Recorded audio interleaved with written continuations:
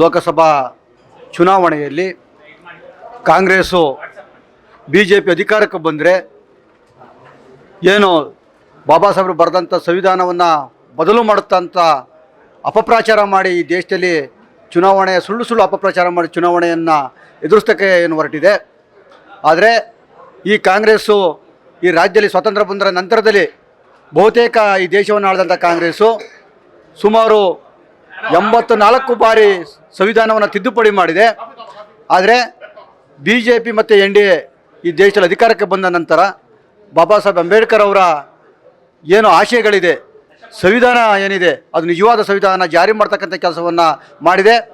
ಯಾವುದೇ ಕಾರಣಕ್ಕೂ ಕೂಡ ಸಂವಿಧಾನ ಈ ದೇಶದಲ್ಲಿ ಬಾಬಾ ಸಾಹೇಬರು ಬರೆದ ಸಂವಿಧಾನ ನಾಶ ಮಾಡಲಿಕ್ಕೆ ಯಾರ ಕೈಲೂ ಆಗಲ್ಲ. ಜೊತೆಗೆ ಬಾಬಾ ಸಾಹೇಬರು ಮತ್ತೆ ಹುಟ್ಟಿ ಬಂದರೂ ಕೂಡ ಸಾಧ್ಯವಲ್ಲ ನಾಶ ಮಾಡೋಕ್ಕನ್ನೋ ಮಾತನ್ನು ಮೋದಿ ಅವರು ಹೇಳಿದ್ದಾರೆ.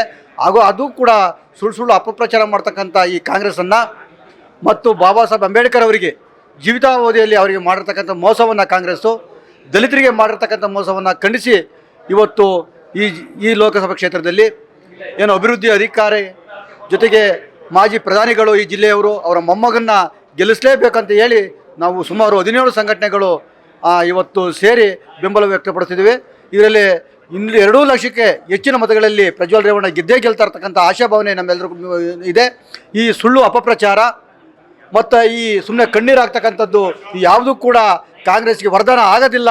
ಇವರ ಸುಳ್ಳು ಅಪಪ್ರಚಾರ ಒಂದಲ್ಲ ಒಂದೇ ಸತ್ಯ ಅರ್ಥ ಆಗುತ್ತೆ ಅಂತ ಈ ಮೂಲಕ ಹೇಳಿ ಪ್ರಜ್ವಲ್ ರೇವಣ್ಣ 2 ಲಕ್ಷ ಮತಗಳಿಂದ ಗೆಲ್ತಾರೆ ಅಂತ ಈ ಸಂದರ್ಭದಲ್ಲಿ ಹೇಳ್ತೀವಿ. ಸ್ಥಳೀಯ ಹಾಗೂ ನಿಖರ ಸುದ್ದಿಗಾಗಿ ಸಬ್ಸ್ಕ್ರೈಬ್ ಆಗಿ ಬೇಮಾ ವಿಜಯ ಡಿಜಿಟಲ್ ಯೂಟ್ಯೂಬ್ ಚಾನೆಲ್ ಹಾಗೂ ಪಕ್ಕದಲ್ಲಿ ಕಾಣುವ ಬೆಲ್ ಐಕಾನ್ ಕ್ಲಿಕ್ ಮಾಡಿ ಕ್ಷಣ ಕ್ಷಣದ ಅಪ್ಡೇಟ್ಗಳನ್ನು ಪಡೆದುಕೊಳ್ಳಿ.